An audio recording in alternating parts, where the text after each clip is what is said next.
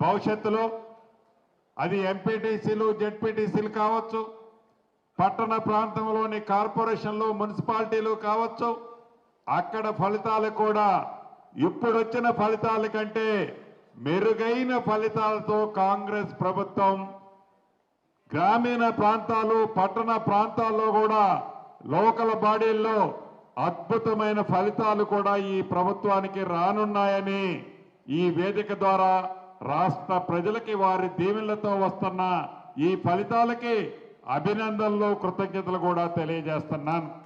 మీరు నన్ను శాసనసభ్యుడిగా పాలేరుకి ఎన్నుకున్న తర్వాత గడిచిన 20 సంవత్సరాల్లో మొత్తం కలిసి ఎంత అభివృద్ధి జరిగిందో ప్రతి గ్రామంలో కంటికి కొట్ట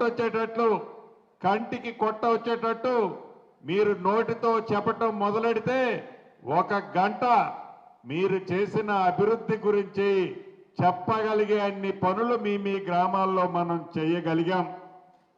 అది మీ దీవెనలతో ఉన్న మన ప్రభుత్వంలో అది సిమెంట్ రోడ్లు కావచ్చు, డ్రైన్లు కావచ్చు, ఒక ఊరు నుంచి ఒక ఊరికి బీటీ రోడ్డు కావచ్చు, ఇళ్ల మీద ఉన్న ఎలక్ట్రికల్ తీగలు కావచ్చు, రైతన్నలకి ఏది అగ్రికల్చర్ కనెక్షన్స్ కావచ్చు, ఇతరత్ర మౌలిక వసతులతో కూడిన అనేక అభివృద్ధి కార్యక్రమాలు ఈ ప్రభుత్వంలో చేసే అవకాశం నాకు మీకు కలిగింది.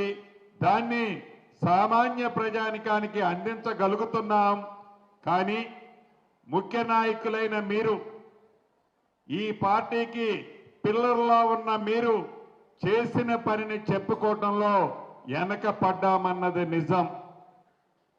చేసిన పనిని గ్రామీణ ప్రాంతాల్లో పట్టణ ప్రాంతాల్లో మనం చెప్పుకోలేకపోయినమన్న మాట కూడా నిజం.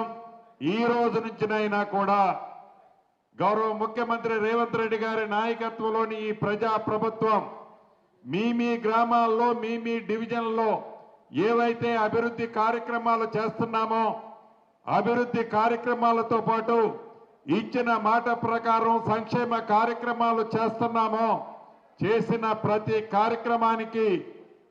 కార్యక్రమాన్ని ప్రతి గుమ్మానికి తీసుకెళ్లాల్సిన బాధ్యత మీదే.